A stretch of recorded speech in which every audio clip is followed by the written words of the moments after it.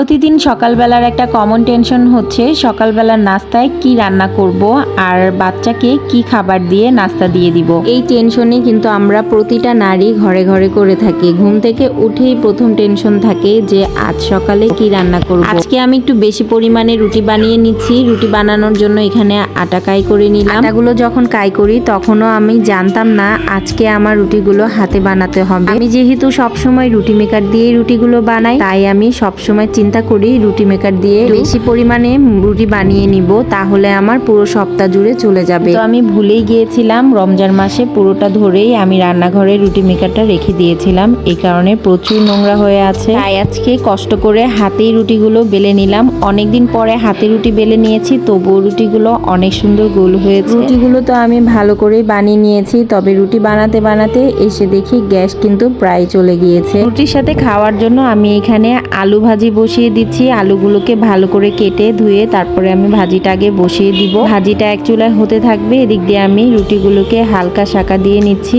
এপিট ওপিট করে। এই রুটিগুলো আমি নর্মাল ফ্রিজে রেখে দিব। নর্মাল ফ্রিজে রেখে প্রতিদিন সকালে আরাবিকে নাস্তায় দেওয়ার টেনশন থাকে যদি একটু রুটি বানিয়ে রাখা যায়। আমি এই দিক দিয়ে অনেকগুলো রুটি সেঁকে নিয়েছি।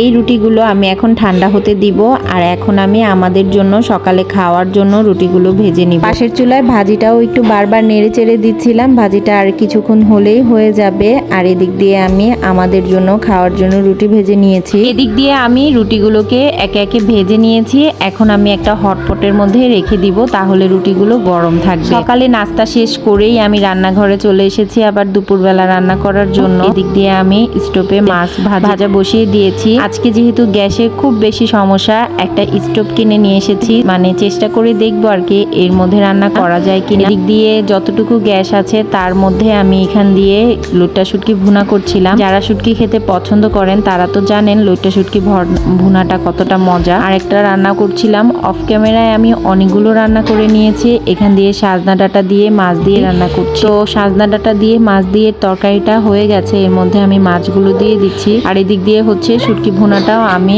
আরো কিছুক্ষণ কষিয়ে নিব। শুটকি ভুনার মধ্যে কিন্তু রসুন বেশি করে দিতে হয়। আমার কাছে মনে হচ্ছিল রসুনটা একটু কম পড়েছে, তাই আমি আরো কিছু রসুন এখানে দিয়ে দিলাম। আরো কিছুক্ষণ সময় আমি কষিয়ে নিয়ে শুটকি ভুনাটা নামিয়ে দিব। আজকে রান্না বান্না, আজকের ব্লগ কেমন লেগেছে কমেন্টে জানাবেন। বিদায় নিচ্ছি এখান থেকে, আল্লাহ হাফেজ।